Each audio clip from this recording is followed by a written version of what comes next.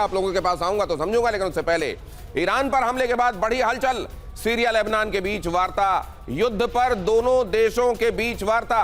यहां पर सीरिया और लेबनान के बीच में वार्ता की खबर है। लेबनान और सीरिया, जाहिर है बहुत सारे डायनामिक्स हैं जो बदलने वाले हैं। ये ऐसा नहीं है कि किसी एक जगह पर केवल ईरान में कुछ एक चीजें जो हैं वो आपको डायनामिक दिखाई दे रही हैं और बाकी की जगहों पर इसका असर नहीं पड़ेगा। एक तो वैसे ही दुनिया में एक जगह का असर दूसरे पर पड़ता है और आज ये पहले से ज्यादा कनेक्टेड दुनिया है और ऐसे में ये असर तो पड़ने वाला है। और इसीलिए आप देख रहे हैं कि भारत में भी प्रधानमंत्री सीसीएस की बैठक करने वाले हैं। अगली खबर देखिए, इजराइल के बेत शेमेश में बड़ा हमला हुआ है। बेत शेमेश में ईरानी मिसाइल गिरी है। मिसाइल गिरने से इमारत ध्वस्त हुई है और कई लोगों के घायल होने की खबर है। बेत शेमेश में जो हुआ है वो ये बता रहा है, अभी जो यहां से बेत शेमेश से सूचना मिल रही है वो ये पता चल रहा है कि 20 लोग जख्मी हुए हैं, इनमें कई बच्चे भी हैं। यहां आपको तस्वीरों में दिखाई दे रहा है एक बच्चे को रेस्क्यू किया जा रहा है। ये देखिए कितना बड़ा गड्ढा इस जगह पर ईरान की मिसाइल के गिरने की वजह से हुआ है और ये एक रिहायशी इलाका है।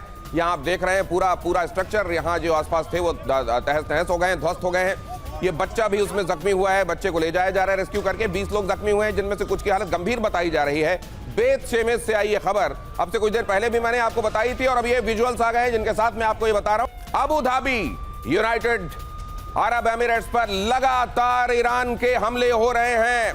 अबू धाबी से ये तस्वीर आई है। अबू धाबी, पहले वहां पर एयरबेस पर हमला किया गया, अल दफरा को हमला किया गया। कल शुरुआत में ये हमले शुरू हो गए थे ईरान की तरफ से और अब देखिए वहां दूसरी तमाम जगहों को भी निशाना बनाया जा रहा है। और अब ये बातें, ये इस सब के बीच में मसूद पेज़ेश्कियान ये भी कह रहे हैं कि ये जो हमला हम पर हुआ है ये हम पर हमला नहीं है, ये इस्लामिक वर्ल्ड पर हमला है। इसको भी हम समझने की कोशिश कर रहे हैं कि इस तरह की सिचुएशंस के बीच में इस स्टेटमेंट का मायना क्या है। लेकिन अगली खबर की तरफ आपको ले जाऊंगा। कुवैत पर ईरान का हमला, कुवैत पर ईरान का हमला। कुवैत में आरफजान एयरबेस, कुवैत में भी हमला बोला गया। यहां पर देखिए ईरान ने मिसाइल हमला किया, कुवैत ने गिराई ईरानी मिसाइल। यहां ईरानी मिसाइल को इंटरसेप्ट करके गिराए जाने की तस्वीरें आप देख रहे हैं। देखिए कैसे उसको इंटरसेप्ट किया गया है और ये देखिए एक जलती सुलगती हुई, पूरी तरह जलती हुई मिसाइल यूं फिर नीचे गिरती है। हालांकि जाहिर है जहां पर ये गिरी है उस एक जगह पर कुछ एक क्रेटर गड्ढा तो जरूर इसने बनाया होगा, लेकिन जिस टारगेट को लेकर ये चली उस टारगेट को हिट करने में नाकामयाब रही, लेकिन क्योंकि इसको पहले ही वहां के एयर डिफेंस ने इंटरसेप्ट किया और हवा में ही ध्वस्त कर दिया। और अब एक अगला पर्सपेक्टिव, एक महत्वपूर्ण पर्सपेक्टिव आपकी तरफ लेकर आ रहा हूं और उसके बाद चलेंगे मेहमानों की तरफ। ईरान की टॉप लीडरशिप का अंत, कौन कौन मारा गया, ये देखिए किस तरीके से कहर बर्पा साबित हुए हैं पिछले 30 घंटे ईरान के ऊपर और ईरान की लीडरशिप के ऊपर। अली खामनेई सुप्रीम लीडर, कहा तो ये भी जा रहा है अली खामनेई का बीच में पता नहीं चल रहा था, वरना पिछले सैटरडे ही ये हो सकता है कि ये हमला हो गया होता। और हमारे बीच में जो मेहमान बैठे हुए हैं उनमें से एक प्रोफेसर अमिताभ तो कह भी चुके थे कि पिछले सैटरडे को ही लग रहा था ये हमला हो जाएगा, लेकिन हो सकता है तब तक खामनेई के एग्जैक्ट वेयरअबाउट्स पता ना हो। मुस्तफा खामनेई, अली खामनेई के बेटे, वो भी इसमें मारे गए हैं। मुस्तफा खामनेई के मारे जाने की भी खबर है। अली शमखानी, खामनेई के सलाहकारों में से एक अली शमखानी भी मारे गए। जाहिर है जिस वक्त ये हमला हुआ ये तमाम लोग वहां दफ्तर में मौजूद रहे होंगे। मोहम्मद शिराजी, मिलिट्री ब्यूरो के चीफ, ये भी इन हमलों में मारे गए हैं। वो लोग जो इन हमलों में मारे गए बीते 30 घंटों में, उनकी तस्वीरें मैं आपके सामने रख रहा हूं नामों के साथ। क्विकली बदलिए। मोहम्मद पाकपुर IRGC, उसके ये चीफ हैं और उनके भी मारे जाने की खबर है। अजीज नसीरजादे, रक्षा मंत्री, वो भी मारे गए हैं इन हमलों में।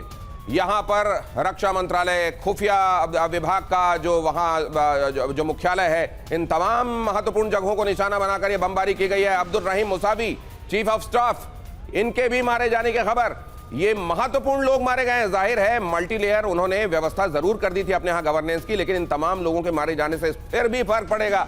रजा मुजफ्फरनिया, मिसाइल मिशन के चीफ, मिसाइल का वैसे भी भंडार बताया जा रहा है कि बीते 30 घंटों में आधा हो चुका है और मिसाइल मिशन के चीफ के भी मारे जाने की खबर है। सालेह यज़दी, इंटेलिजेंस चीफ, खुफिया विभाग प्रमुख सालेह यज़दी के भी मारे जाने की खबर।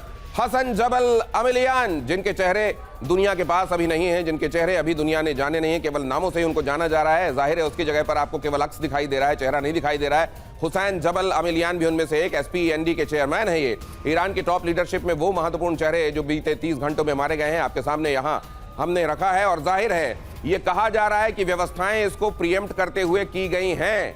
लेकिन वो व्यवस्थाएं और जब चीजें इस तरीके से डायनेमिकली बदलती हैं तो उन व्यवस्थाओं का उस समय आकर कॉम्पनसेट करना, ये बड़ी अलग अलग चीजें होती हैं।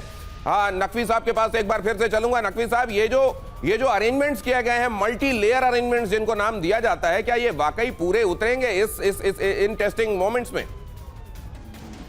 देखिए, 40 के करीब उनके लीडरशिप के और कमांडर्स मारे गए हैं और ये पिछले जून से लेके कई बार उनकी जो एजेंसीज हैं जैसे IRGC है, उसके तो ये दूसरी बार उनके कमांडर मारे गए हैं।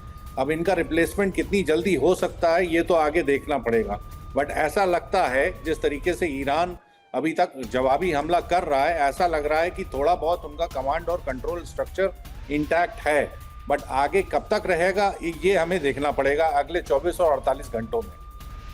ये कब तक इंटैक्ट रहेगा? फिलहाल तो लग रहा है कि काम चल रहा है, लेकिन ये कब तक चलता रहेगा अगले 24 से 48 घंटे, इस लिहाज से बहुत क्रूशल। और कराची में यूनाइटेड स्टेट्स के दूतावास पर धावा, अगली खबर देखिए।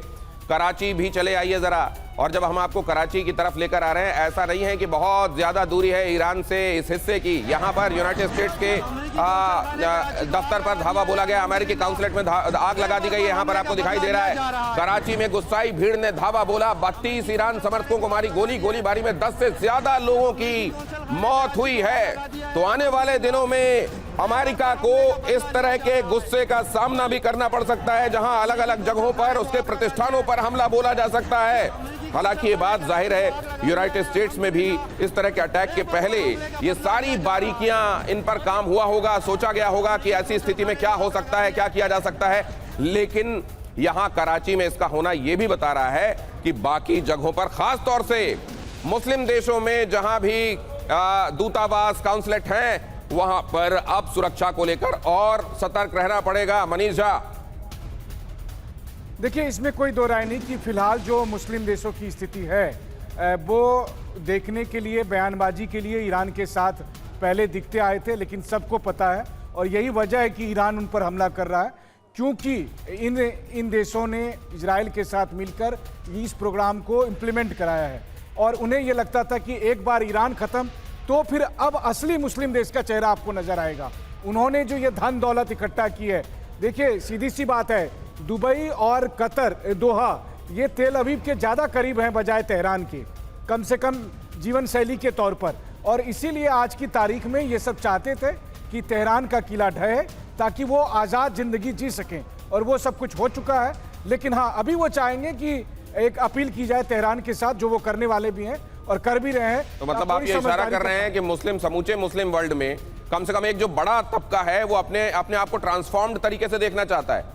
अब वो उन परंपराओं का हिस्सा नहीं होना चाहता, उस ट्रैक में नहीं चलना चाहता जिसको असल में ये माना गया कि शरिया के हिसाब से ऐसा किया जाना जायज होगा। देखिए, दुनिया की सबसे अधिक धन दौलत ऐश्वर्य इस वक्त उन्हीं मुस्लिम देशों के पास है और वो इसको लेकर जीना चाहते हैं। और वो किसी शरिया को, उन्होंने शरिया कानून का पालन करने वाले मुसलमानों को यूरोप भेज दिया है, अमेरिका भेज दिया है, ताकि वो शरिया वाले देश बने। और ये नया लास वेगास और शिकागो बनना चाहते हैं। और तेहरान इनके रास्ते में एक बाधा था, जो इजराइल की और अमेरिका की मदद से उन्होंने आज सॉर्ट आउट कर दिया है।